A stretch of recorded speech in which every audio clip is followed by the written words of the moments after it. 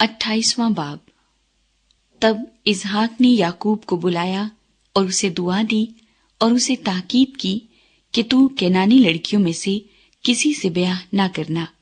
तू उठकर फदान आराम को अपने नाना बीतुएल के घर जा और वहां से अपने मामू लाबन की बेटियों में से एक को ब्याह ला, और कादर मुतलिक खुदा तुझे बरकत बख्शे और तुझे बरोमंद करे और बढ़ाए कि तुझसे कौमों के जत्थे पैदा हों।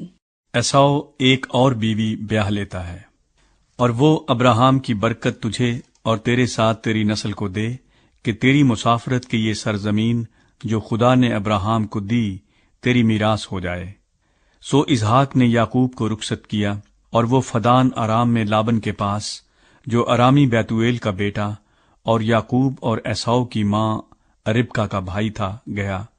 पस जब एसाव ने देखा कि इसहाक ने याकूब को दुआ देकर उसे फदान आराम को भेजा है ताकि वो वहां से बीवी ब्याह कर लाए, और उसे दुआ देते वक्त ये ताकीद भी की है कि तू कनानी लड़कियों में से किसी से ब्याह न करना।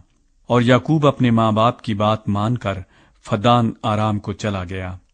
और एसाव ने ये भी देखा कि कनानी लड़कियां उसके बाप इसहाक को बुरी लगती हैं, तो एसाव इस्माइल के पास गया और महलत को, जो इस्माइल बिन अब्राहम की बेटी और नबायोत की बहन थी, ब्याह कर उसे अपनी और बीवियों में शामिल किया। बैतेल में याकूब का ख्वाब। और याकूब बीरसबा से निकलकर हारान की तरफ चला और एक जगह पहुंचकर सारी रात वहीं रहा, क्योंकि सूरज डूब गया था।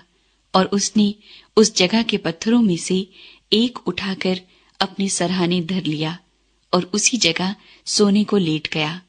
और ख्वाब में क्या देखता है कि एक सीढ़ी जमीन पर खड़ी है और उसका सिरा आसमान तक पहुंचा हुआ है, और खुदा के फरिश्ते उस पर से चढ़ते उतरते हैं। और खुदावंद उसके ऊपर खड़ा कह रहा है कि मैं खुदावंद तेरे बाप अब्राहम का खुदा और इसहाक का खुदा हूं। मैं ये जमीन जिस पर तू लेटा है तुझे और तेरी नस्ल को दूंगा, और तेरी नस्ल जमीन की गर्द के जर्रों की मानिंद होगी, और तू मशरिक और मगरिब और शुमाल और जनूब में फैल जाएगा, और जमीन के सब कबीले तेरे और तेरी नस्ल के वसीले से बरकत पाएंगे।